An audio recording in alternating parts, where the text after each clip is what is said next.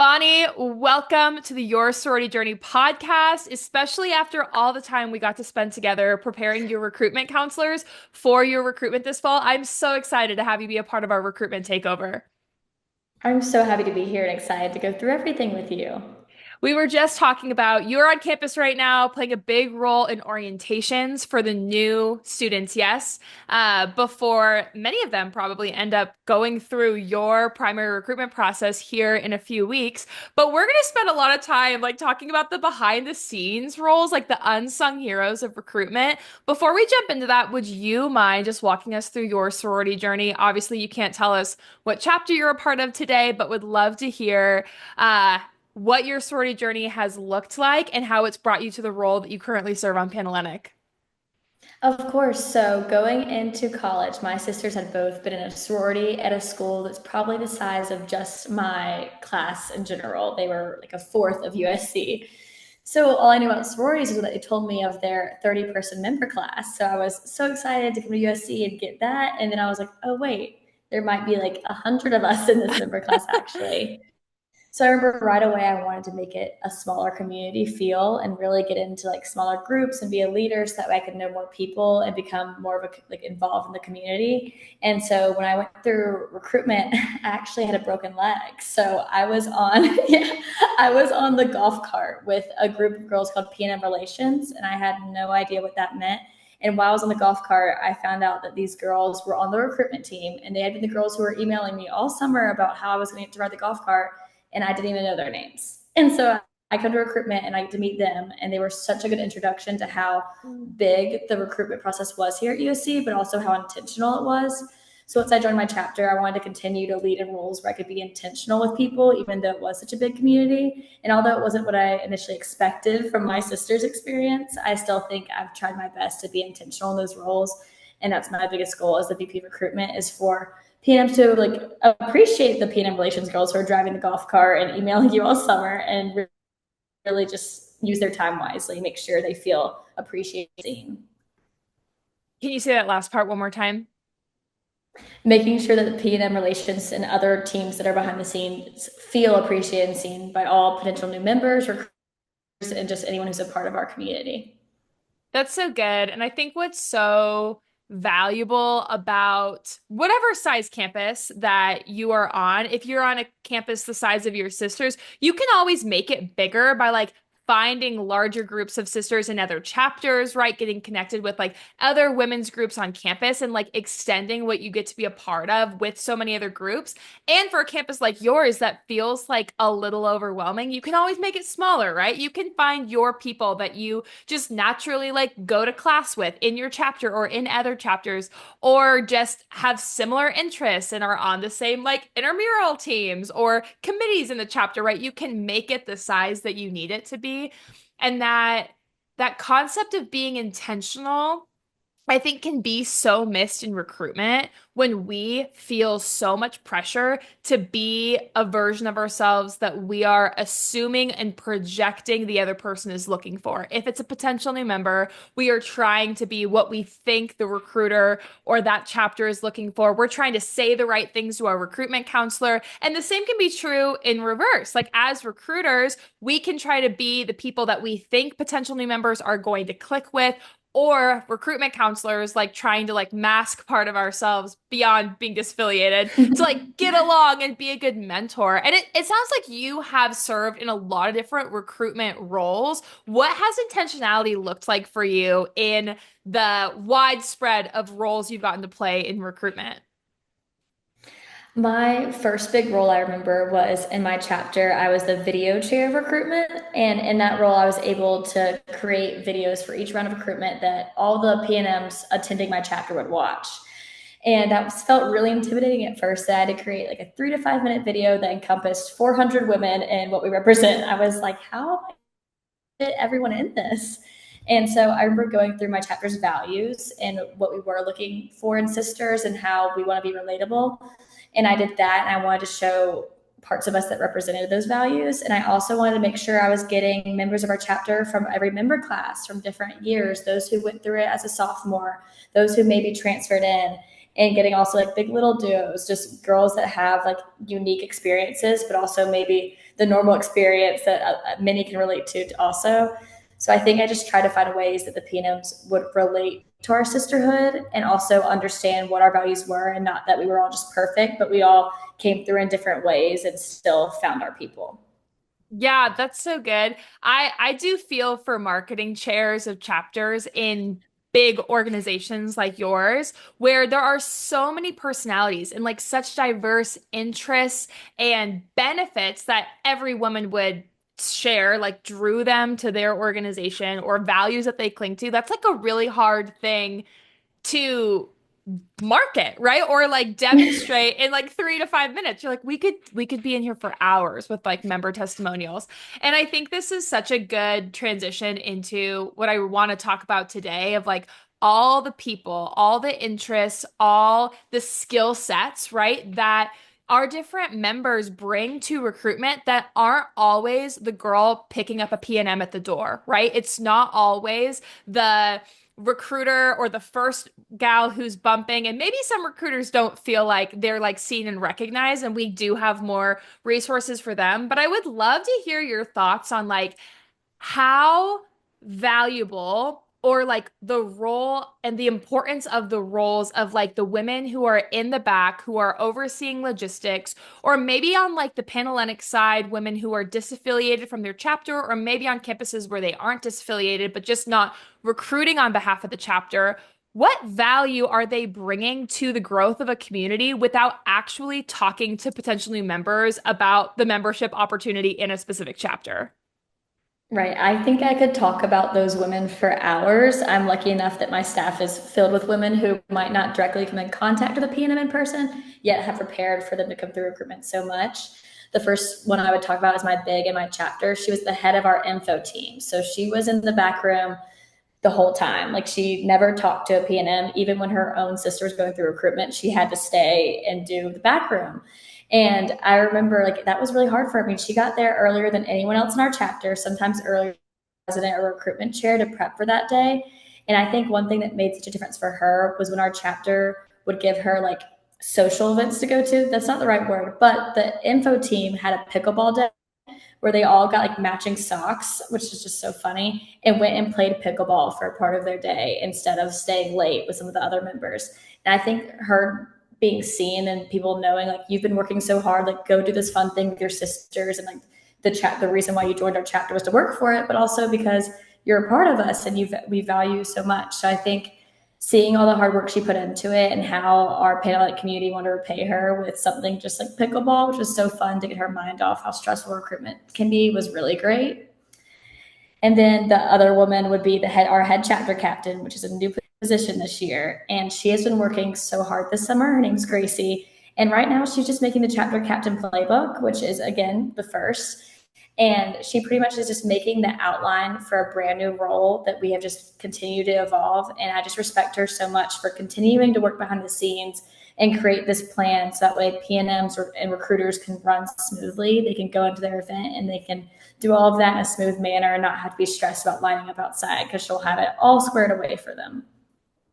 I love that. What's funny about going through recruitment in 2025 is that the average sorority woman or like outsider has so much more insight into some of those roles than they ever had before, right? Like because of social media, I remember seeing so many TikToks, like the backroom reels, like those trending audios of the girls who were like getting after it in their sweats and on their computers and like whatever the audios were that were circulating last summer. I just thought they were hilarious because those women do have so much fun down there, even though they aren't like in full glam at like 7:30 in the morning. Like they are creating such an impactful experience. Same thing goes for those recruitment counselors that you have appointed this year specifically to oversee the logistics of the chapter and PNM relation, less so on like the emotional like mentorship role of PNMs, but just like the people moving and the chaos that is how do we get a 18-year-old with a broken leg who is emotionally like trying to make a big life decision across campus in 5 minutes, right? Like all of those pieces, someone has to think about those things.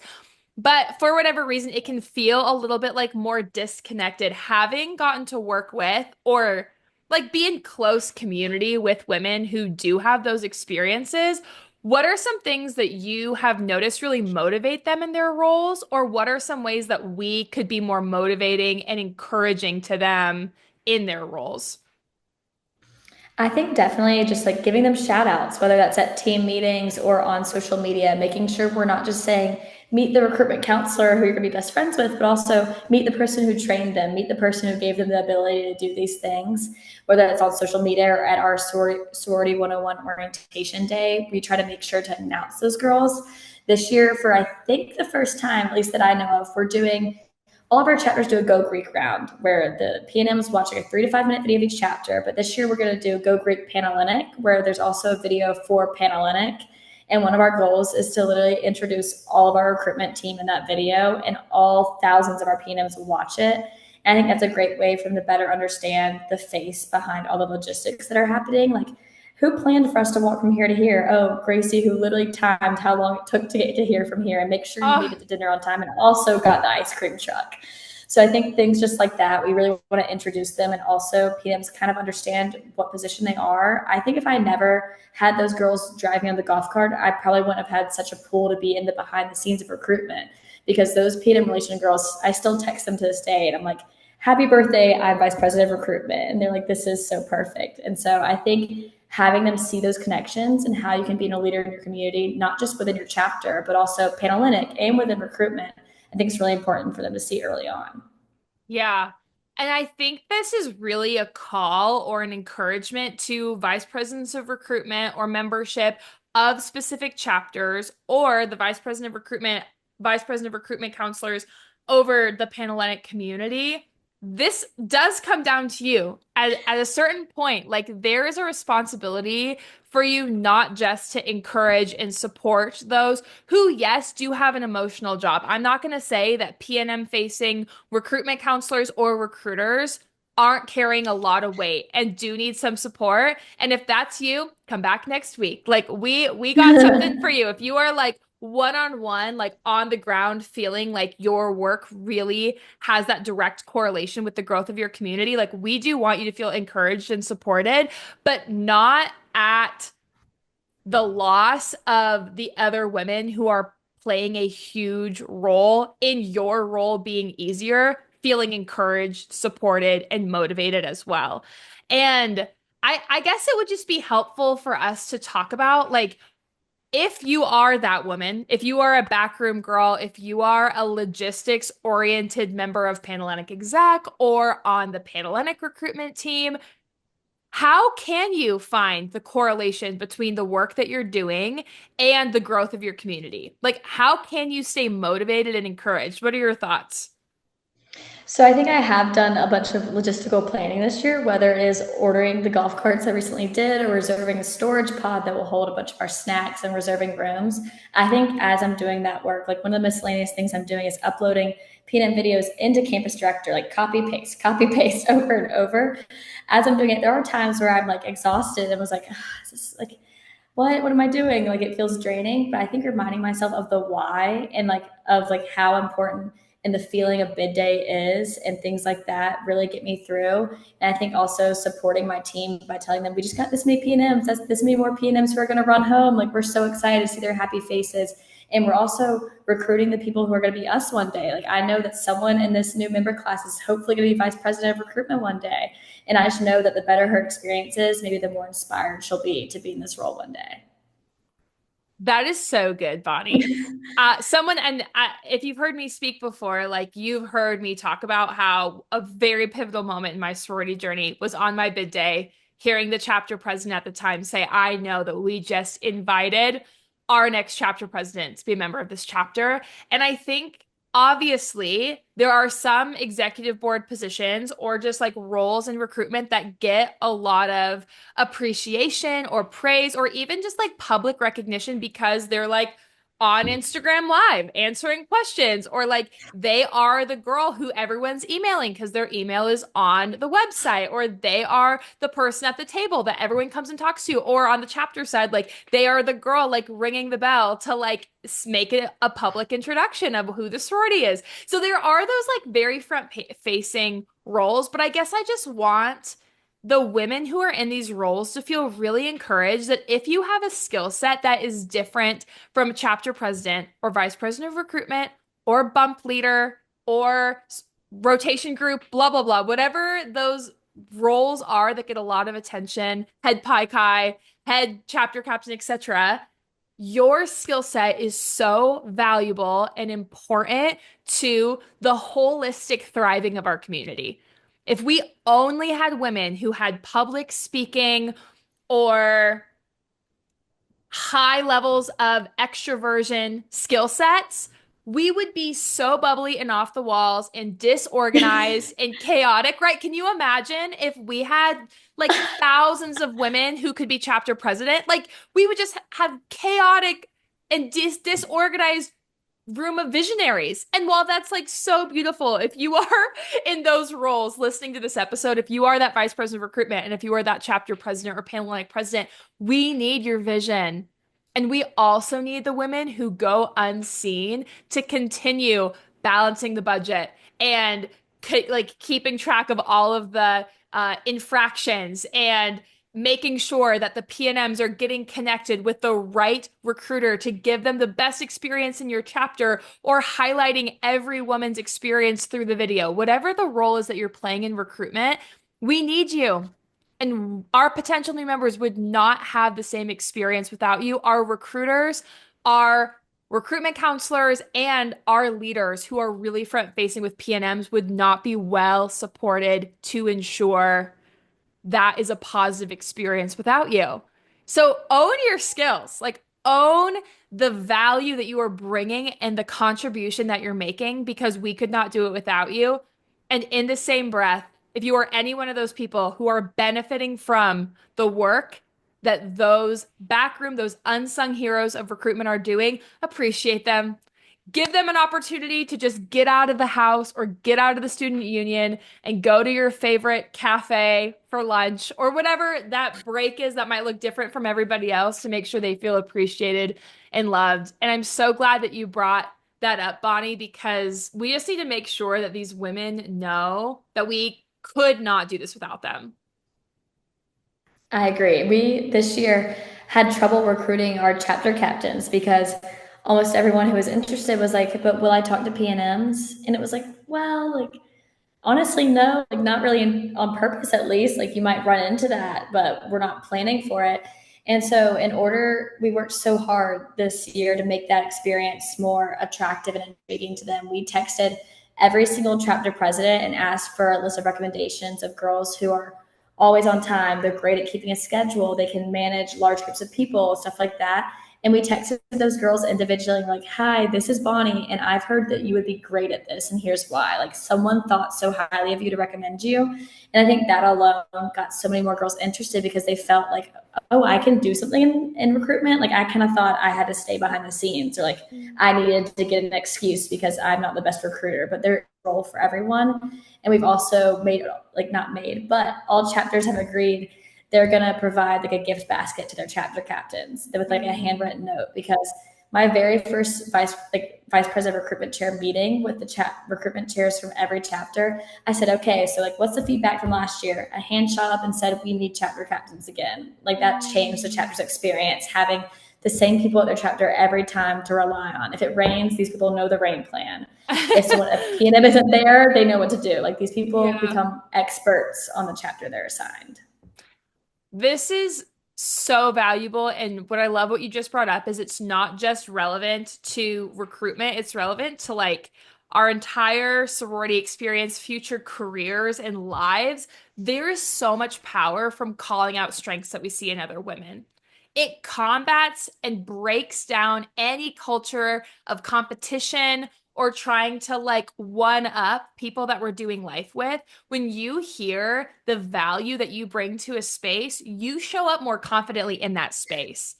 And so on that note, like to anyone who's in this role this year who hopefully is feeling appreciated and also feeling really proud of the skill set that you have to offer, look out for other women with that skill set and say, hey, I did this last year. And you also could do this really well because of XYZ thing that I've seen you do.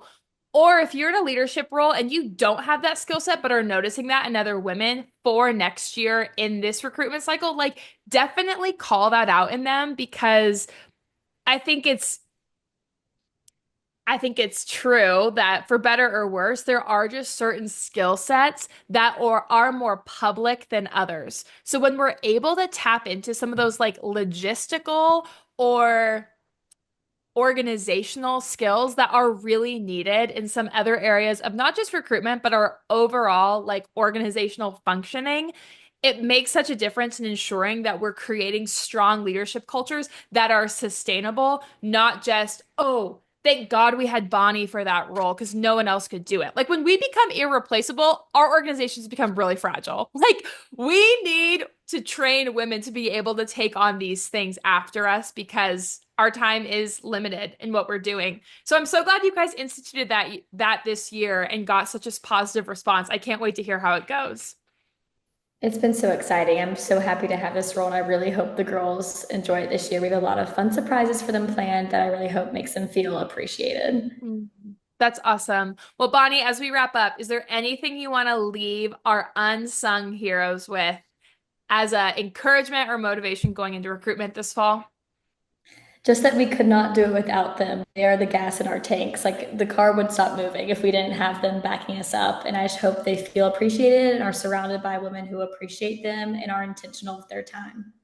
Well, Bonnie, we appreciate you and the example that South Carolina is sharing for other campuses to catch on to, especially with those really personal touches to make their people feel valued, regardless with how public their role is. Thanks so much for joining me today.